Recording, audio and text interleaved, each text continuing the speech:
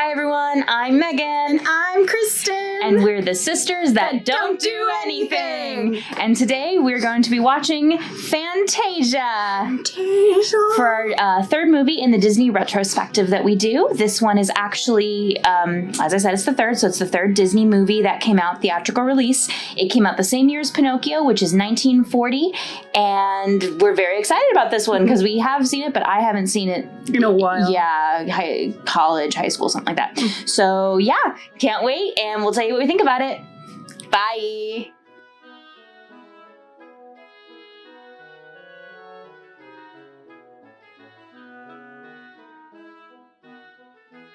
Hello everyone, I'm still Megan. I am Kristen. And we're the sisters that don't do anything, and we just finished watching Fantasia!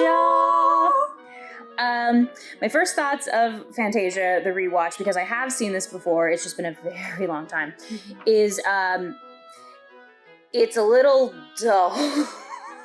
Some of them are very, very, very pretty, and some of them are really, really cool. I don't even know if dull is the word, but I definitely, we both... Some of them are more abstract. Well, I was just going to say, I think music-wise, we both kind of... It made us both want to... It made us sleepy. Yes. Is the thing. Classical music usually calms a person down, or makes them very studious. Yeah. So, I guess boring might be the word, kind of, sort of. But we're gonna go song by song, because I have my handy-dandy list. We actually have a list. Just this time, because they were very specific songs to very specific scenes, and I wanted to make sure that we talked about each of them. So, let's just start at the beginning then, which was Toccata and Fuga in D minor. This was an abstract piece, basically. The person who presented all of this, the narrator, was an actual music aficionado and critic. And he looked like the guy from Willy Wonka that played Slughorn. Did. No, not Slughorn. Slugworth? Slugworth. Yeah, he did. And the way he described music is there's essentially three different types. There's the type that tells a story, there's like a middle ground type, and then there's the one that doesn't tell a story, it's a complete abstract. That's what this one was. This was music that, the animation that they did to this music, the way that he described it was, it's what you might see whilst imagining, like you're listening to the music and it's just what you imagine. I did not like this one. Personally, I think that it just didn't feel right, because the problem with doing anything in abstract and saying that, oh, this is what you could see, is everybody sees things differently. Everyone has a different idea when it comes to abstract. It's actually why I have an issue when people tell me this abstract art means this thing. Yes. Because you're like, no. To me, it means this thing. To me, it means something else. So this particular one was, I didn't even remember it existed. I remember the first beginning of Fantasia was boring to me when I was younger. And then when I finally watched it, this was why. Hold on. Sorry about all that. We got the dog now. So anyway, very, very abstract piece, was very, very boring. I didn't remember it. She just remembered it to be boring. It's very dreamlike in quality, and I think that when you listen to it, you could hear it. I just don't think people want to actually see it. I think they'd rather imagine it than actually see it in... When we're talking about abstract, the entire thing was all just shapes and colors, and the movement of these shapes and colors. And showcasing that as an animation style back during the 40s was probably really cool, because, back then they were still kind of testing the bounds of what animation could be. Not that they're still not doing that, but it was the beginning of it. So, I understand why it was the way it was, but the problem is, unless you have a visual that tells a full-on story, it's not going to resonate with everybody. And I think that's the problem with this one, at least for the two of us, was it didn't resonate with us. I had completely forgotten it existed, and she found it boring originally. I found it boring, and I didn't remember that this was kind of it. I just remembered the first beginning of Fantasia was boring. Yeah, so not a fan. The second one, however, was the Nutcracker Suite. I loved it! Which everybody knows. If you, I can't think of a single part of the world that probably doesn't know the Nutcracker Suite. I love the Nutcracker. I love the original story of the Nutcracker. collected nutcrackers since I was younger. Yeah. I love that story. And then the visuals that came along with this. It was nice. Even like the different kind of, it was just dancing flowers at some point and the fairies. Yeah. This was a middle ground story. Yes. If we're going back to what the guy was saying, this one it was kind of telling or showing the changing of the seasons to the songs from the Nutcracker Suite. So you had the fairies of summer who were putting dewdrops on everything. And then the dewdrops fell and landed on these mushrooms who, by the way, not to point out an elephant in the room, but those were some racist mushrooms. I would just like to say, Kristen will put up a visual of these mushrooms now. I thought they were very, very cute, but if you look at them for too long and see their movements and the way that they're designed, you're like, okay, it's the 40s. They also remind me of Kingdom Hearts. Oh yeah, because they are in Kingdom Hearts. They are a bad guy in Kingdom Hearts during the Alice in Wonderland level, correct? I think so. Also, they remind me of the Moogles. No, not the Moogles. No. You're thinking the creatures that you have to battle, and some of them you have to like smack up. You fight them with magic, basically, right? Okay, I think so. Yeah. I don't know the name of them, but here's Kristen's putting it right there. So yeah, those were kind of neat. I enjoyed those, and then it went to the autumn fairies, who are the best and the sweetest. Yeah. Or were the flowers before the autumn fairies? It went to the flowers. Flowers, which looked like people, but they weren't. They were just flower movements. And then the autumn fairies, and then to the frost fairies, which I think were my favorite. Yes, they were pretty. One of the things that I personally noticed in this version, or this particular animation, was you could start to see the difference, how Disney would take for years and years and years from now, would take from Fantasia to use for later on movies.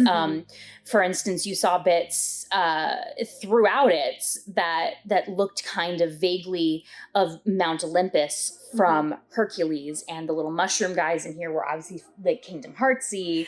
When the leaves went by, all I thought was, can you paint with all the colors? Yeah, of the leaves? very Pocahontas. Very Pocahontas. And then Fox and the Hound too. Oh, I forgot about Fox and the Hound.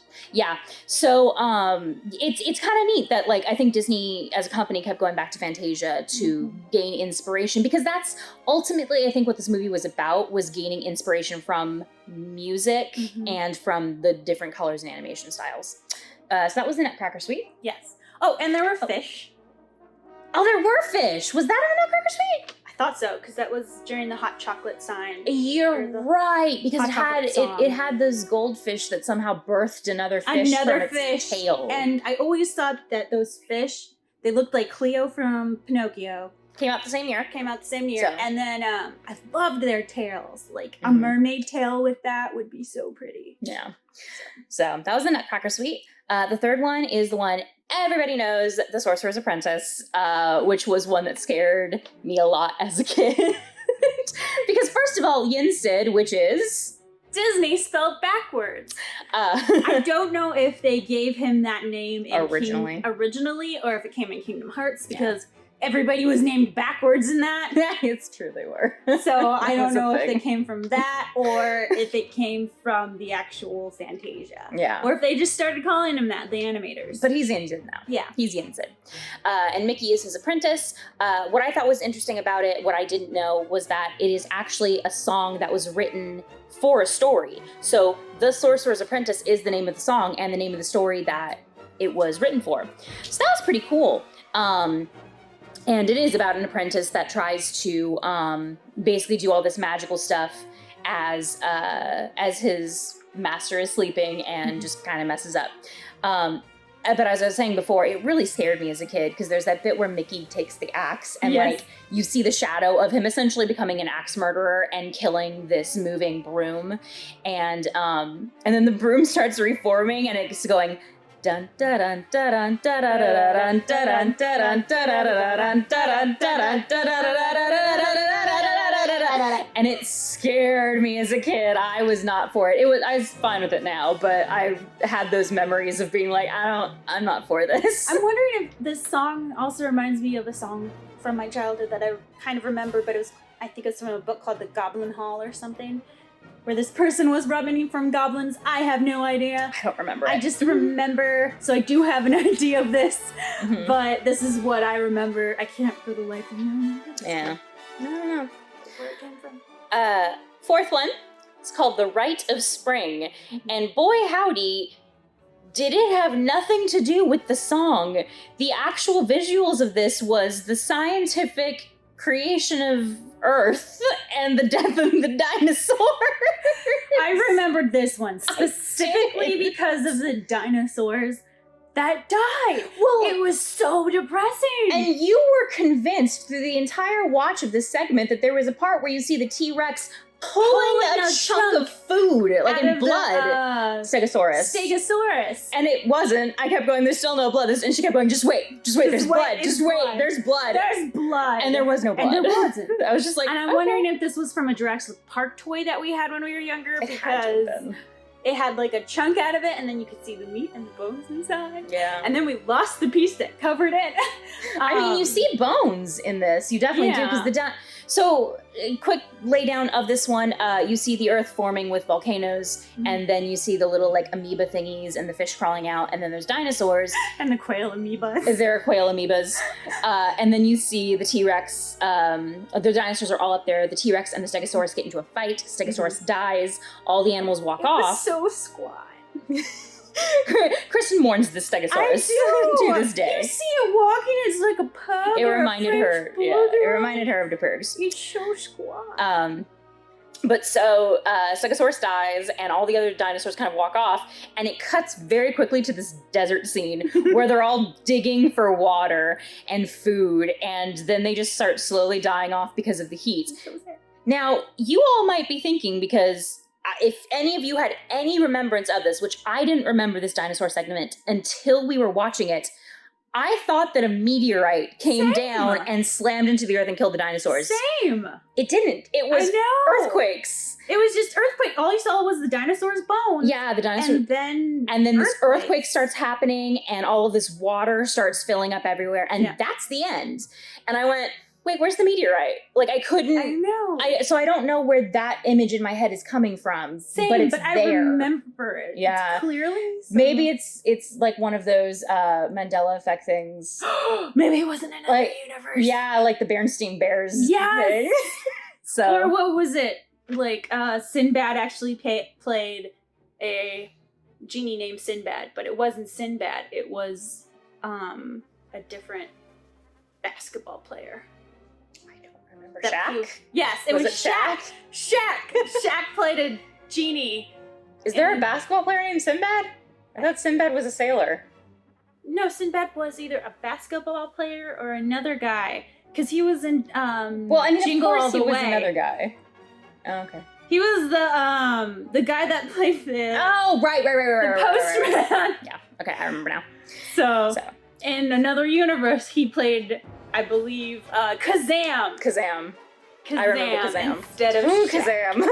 And he was named Sinbad. But we're going off on a tangent now, so let's get back to this. Yes, this is all the Mandela effects fault. Yes, definitely. So after the Rite of Spring, which was the dinosaur one, we cut to an intermission where they said, we are going to have a 15-minute intermission. And all of the orchestra, because they keep cutting back to the orchestra playing in between each things, the orchestra all walks off screen. And we thought, is this going to be 15 minutes? So Kristen timed it. It was a minute. It was it was a single minute, and they all came back on and started, like, jazz playing with their instruments. It was so random. We're like, okay. And then the narrator comes back on and introduces the next segment, which is a pastoral symphony. Now, I would like to say that my disc at this point decided that it didn't want to work anymore. This is one of my favorite ones. And she's very bitter about it. Yes. The first half of a pastoral symphony worked great. Yes. The pastoral symphony is the one based off of ancient Greece, kind of. Before we get into it, I want to say why it's kind of. Because in the introduction of it, the narrator is saying, oh, you've got unicorns, which I'm pretty sure are Celtic and not Greek. But fine. Unicorns, Pegasi, and centaurs, and then you've got the Greek god Bacchus, god of wine. If you type in Bacchus to anything, it takes you to Dionysus, because Bacchus is Dionysus's Roman name, okay? Now bear with me here, because then he brings up Apollo. Apollo is the god of the sun in Greek mythology. He has another name in Roman mythology, which I can't pronounce, but it started with a P. Okay, so then he's like, so the god Apollo brings the sun across the sky, and then the goddess Diana brings the moon. Diana is Artemis, who is a Greek god. Mm-hmm. Diana is her Roman name. And then they bring up Zeus, who is Greek. Yeah. And so I'm just like, okay, are you... Just slow down here, because those are two different things. Greek and Roman mythology are very, very similar, because essentially what happened was the Romans came upon the Greeks and did kind of what the Christians did when it came to the pagans, and thought, we want you all to join us, so we're going to take your religion and use parts of it for ourselves so that you'll join us. So essentially Rome went into Greece and went, these are your gods. Well, they're kind of like our gods. You see, we also have a god of wine, but he's not Dionysus. No. The real god of wine is Bacchus. Basically the same thing, just a little more warmongering. So I got really irritated. Sorry to go off on that little tangent, but I got super freaking irritated But at it that. happened in every single religion until they were like, Well, it okay, did, now we're yes. gonna start. It went to a point where people were like, we're gonna take all of these traditions that you have, but we're gonna consecrate them in our religion. Yeah. And then the people who were really big fanatics were like, okay, no, we ain't gonna tolerate this. And let's just start murdering everybody. Yeah, but that's a religious tangent. My entire point of all of this was just, I got irritated. Historical religious. I got irritated at Disney for the fact that, like, they just basically shoved Greek and Roman mythology together as if they are the same thing. And they're close, but they're not. So that's my little gripe with that part. But the first part of A Pastoral Symphony was with the Pegasi, and I love the Pegasi. They're super cute. Oh my gosh, there's the time I as a lover of fantasy have always wanted a black horse with a white mane, like a white tail and a white mane, and I couldn't figure out why. And then we're watching this, and I was like, oh my gosh, the tiny little baby Pegasi who's like the runt who can't do anything, and I love him. He's completely black with a little white mane, and I love him, and I want one so bad. So cute. And so they're all just flying around, kind of acting like bird horses. And then it cuts to the centaurs, who are getting ready to go out on dates. And I'm going to pass this over to Chrissy because it's her favorite part. I don't know why, but I'm so in love with love. Like, I can't. I'm a big fan of love stories. So basically, we open up with these centaur girls getting prepared by these cupids who are getting them ready for their dates. We see them putting... Cupids in one centaur. Yes, in one centaur. Actually, I don't think there's a... Wait, no, centaur... She's helping them, remember? Do you remember the race? Okay. There is a deleted scene. There, I didn't know this was in there until a couple years ago. There's this really racist centaur lady that they put in. They basically made an African-American centaur who helped them get ready.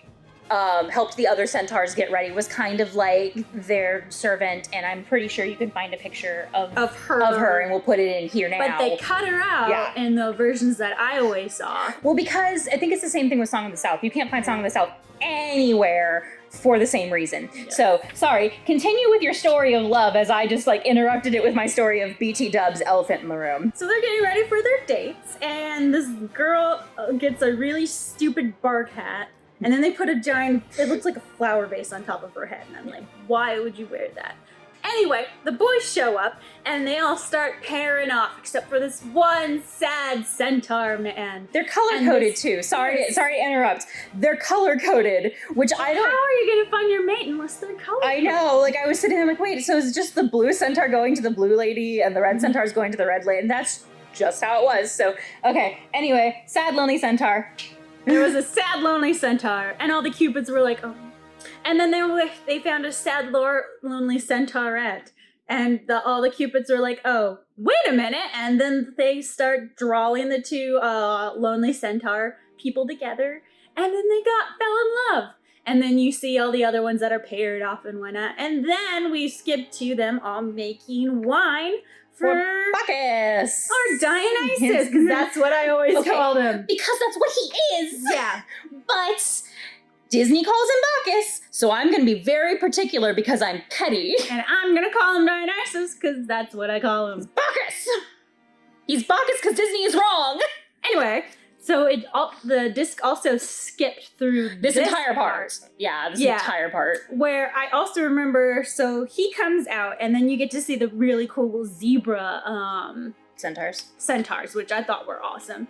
And then Dionysus or Bacchus starts chasing all the centaurs around because he's super drunk. And then Zeus sees this, and so he starts throwing lightning bolts at him for fun. And then a big storm comes and everybody hides, including the little Pegasus guy, because he shows up again. And everybody's under trees and whatnot. And then the storm fades away because Zeus gets sleepy. And I remember that he had a lightning bolt behind his back at one point, and then he shoves it on the ground. I do remember that he just kind of kicks it down out of the clouds, and you're like, well, that killed someone. So the storm is gone, and everybody comes out of the trees, and it's a beautiful day again. And then Iris, the rainbow goddess, comes by with her rainbow hair, and then we see the night person come. Diana come. Artemis come. Yeah. And then it's really peaceful. But we didn't get to see that in this one. We didn't. Because it fast forward. Well, so I got a new disc, and it looks brand new, but the disc itself is messed up. I just think that it was coded wrong. I'm going to try it on other things. But as of right now, these next two are just kind of going based off of our memories, because the one directly after this one is the hippo. It's called Dance of the Hours. And it starts with ostriches doing ballet. And eating fruit. And goes on to hippos and alligators dancing together. Vampire alligators that fall in love with that one hippo lady. And it's weird when you're a child and kind of sweet when you're older. I guess. Yeah. I mean, we didn't get to fully sit down and watch it. We kind of had to watch it in fast forward form because it was the only way that it worked. Okay. I nothinged that one. You do get to see the hippo lady again in Who Framed Roger Rabbit. Oh, right! I forgot about that. She has a speaking role that goes, oh, excuse me, because she runs into Valiant. Detective Valiant. I thought it was Valiant. I thought it was Valiant. Oh. Which is different than the book. Anyway, another tangent. Last one. Night on Bald Mountain and Ave Maria. They put them together. So we'll start with Night on Bald Mountain, which is basically Satan. Churn and Bog is the name of the creature that sits on top of Bald Mountain and calls all the ghosts from their dead spots and all the demons. This is supposed to be their version of Halloween. Yeah. And Halloween or Samhain or there's All Saints Day, but that's like the day afterwards. It's the time of year when the veil between worlds becomes thinner and you can talk with your ancestors and whatnot. And it's starting to get darker outside, and you're more appreciative because all you have is the harvest, and so you reflect, and it's a time to reflect on death. Yeah. But some people like to put it in a very, very kind of creepier way because, again, old beliefs and traditions that people have integrated into times. Yeah. This one, Night on Bald Mountain, was one that scared me. Yes. Up until I think I was a teenager. It's still creepy. It is. It's very creepy. I definitely didn't have the same visceral reaction that I used to have as a kid. When I was younger, I couldn't watch. Yeah, no, definitely. Well, because you've got this giant winged demon sitting on top of what looks like a volcano. By the way, also a level Kingdom Hearts that made me want to rip out my hair. I used to think that this was, A Starry Night, that painting. Did you really? Yeah, I used to think that this was the town it was based in. That is amazing. I sincerely think you need to make a drawing of Starry Night with Churn and Bog coming out of that. I thought that was the mountain that came out of. And I was like, okay, this is where Disney got it. I love that. But yes, you got this winged demon, which is basically Satan, because I believe it has been canonized that Churn and Bog is Disney's version of Satan. They call him Satan in the movie. Yeah, even in this one, they're like, oh yeah, he's Satan. He's pulling these ghosts from their spots where they die. See them slithering. Yeah. It's so creepy. And they're all like chalky looking, like it looks like they're chalk drawings, which makes it creepier somehow. They've got these big dead eyes. In the process of all of that happening, you also have these demons that are moving in these really intricate ways. Very, very reminiscent of the Black Cauldron, which we will eventually get to in this series. And at one point, like Churn and Bog picks up the little demons and then drops them in the fire and then pulls the fire into his hand and makes these dancing, sexy women that are dancing in his hand. Very reminiscent of The Hunchback of Notre Dame. Hellfire. Dark fire. Yeah. And then he turns them into like creatures and it's just this whole big creepy mess. And oh my goodness, the creatures are so creepy. Yeah. And I cannot just get enough of these. It's like nightmare fuel. And I think they scare me a little bit more than Chernenbog, but only in looks. Like, he would scare me because he's like the boss of these things. But they scare me because it's just like these little vague creatures that you're just... It's kind of like how they move. It's a similar issue that I have with a lot of Asian horror films, like from either Japan or Korea or China, because they have a particular movements, and They're very twitchy. Yeah, but like very jerky moving, and I'm like, people can't move that way. Twitchy. Yeah, exactly. Very, very, very creepy. Very well done, because it's supposed to creep you out, but still. So anyway, church bell starts ringing. Bing, bing, bing, bing, bong. And somehow lights flash. Oh, hold on a second. So church bells start going off, and somehow there's like a light that flashes every single time the church bells goes off, and this causes all the demons to go crawling back to their holes, and all of the ghosts go fluttering away, and Chernenbog goes to sleep. Yeah, I was gonna say, in the description of this, they talked about how it stops him and he's defeated. Man, he did not look like he was defeated. He looked like he was like, oh man, that was a busy night. I'm gonna take a nap. During the church bells, it looks like the light's harming him. But at the end of it, it was just like, oh, I'm sleepy. Yeah, it's time to nap for another 1,000 years before I rain terror on people. Yes. And then it cuts to the Ave Maria part. And it looks like the elves are going into the west. It is Lord of the Rings. 1,000%. That's all this is. It is the march of the elves into the west, where Sam is just like, oh, Mr. Frodo, I don't know why, but it makes me very sad. It's just these robed people carrying these balloon lights. Yeah.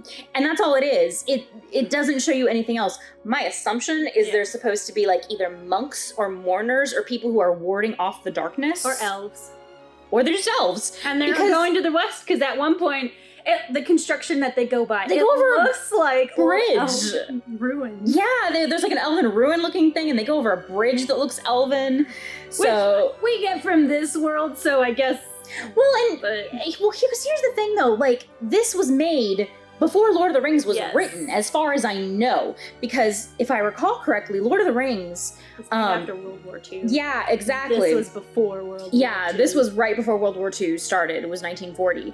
So I'm wondering if the people who did like the illustrations maybe got some ideas, or if there is just some type of architecture in our world that is reminiscent of this, because so many fantasy authors... It's very gothic. It is, but it's like... Have you heard of pastel goth? It's a thing. That sounds adorable, though. It is a thing. It is a thing. Kristen's going to put up an example of pastel goth here. It's pastel goth is what it is. It's like, I'm cute, but also murdery. So, you remember when you're younger and you used to take those silly tests that were like, okay, what's your emo name? Or what's your goth name? What's your preppy name? Yeah. There was this one that said the way to find your goth name was to take one of your pet's name and put the word black in front of it. And so one of our pets' name was Milkshake, and I was like, I want my goth name to be Black Milkshake. Yeah, that's good. So that reminds me of pastel goth. Yeah, but you'll look at pictures and you'll see. Okay. Anyway, okay. So that was basically Fantasia, because that was the end of it. It ended with Ave Maria.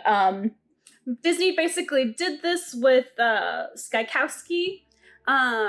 They had a meeting, and Skykowski came up with the idea for Fantasia.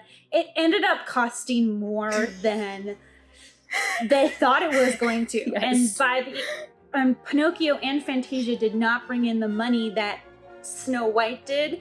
And then the war started. And so that's bad why timing. After this, they go more into the shorts.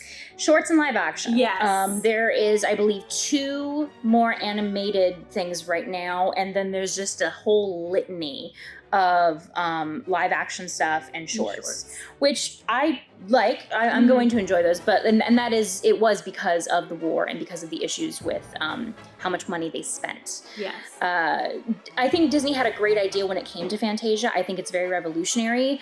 I would even say that it probably, because it's so nostalgic nowadays, that like I can't call it a cult classic necessarily, but every parent should show their kids this. every kid should see this because it is a way to start appreciating music and how music can lead your imagination to different places. That was kind of the entire point of Fantasia. It also, to me, showcased some of the different, I don't even want to say styles of animation, but kind of, because like some of them were crisper and some of them were watercolory. It reminded me of the difference between 101 Dalmatians, which was a lot more sketchy, and versus Cinderella. Yeah. Which was a lot more clean and whatnot. Yeah. The difference is Walt Disney was not, he was more involved with the park, I believe, getting built, Disneyland getting built at this time, or Disney World, than the Disneyland. Actual animation. Yeah, it was probably Disneyland. No, it was Disneyland. Yeah, because Disney World came later. Yeah. Which, sorry. But the animators got more involved in 101 Dalmatians, and that's why it's a lot more sketchy and whatnot, and they experimented with a new style, whereas Cinderella was a lot more crisp and cleaner. Yeah. Disney did not like this sketchy style. He wanted his to be pristine and neat looking. So, that's Fantasia. Favorite song / segment. I am actually gonna probably go with I think I would have to go with the Pastel Symphony. Yeah. That's my favorite downright. I liked the Pastel Symphony. Like Chernenbog one is really, really cool. I like it around Halloween time. I don't think that this is going to be one of those movies, though, in general, that I would be like, oh, I have a craving to watch Fantasia. It's more like I want to watch these clips for me, so I could probably go watch just like those certain parts. Certain clips. And I don't think I would even necessarily crave the certain clips. As much as I really did enjoy the Pastel Symphony, it's not one that I'm going to be like, oh, I want to watch the Pastel Symphony today, you know? Just because it's okay. It's really, really cool. Again, I think everybody should watch it at least once or twice, maybe once a year. Or something. Or a night on Bald Mountain. Watch A Night on Bald Mountain on Halloween time. 1000% do it every year. Show it to your kids. It's a great little film. I enjoyed it more than Pinocchio. So, yeah. So that was Fantasia. Next week will be The Reluctant Dragon, which is actually a bunch of short films that came out around the same time. I think there's about 3 or 4 in the disc. I don't remember watching this. No. One of them I do remember now that... I remember 2. Yeah. I remember 2 of the shorts, but not The Reluctant Dragon. Yeah, I don't remember The Reluctant Dragon, but I remember 2 of the shorts. Yeah. And I liked one of the shorts. The other one I thought it reminds me of a Bugs Bunny cartoon, which I don't mind, but I thought it was part of the Looney Tunes world, not part of Disney. But we'll talk about that next week.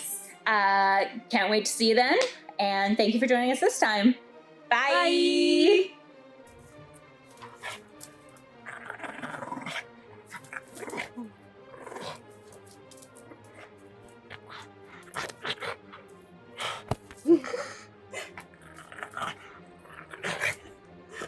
Hold it still.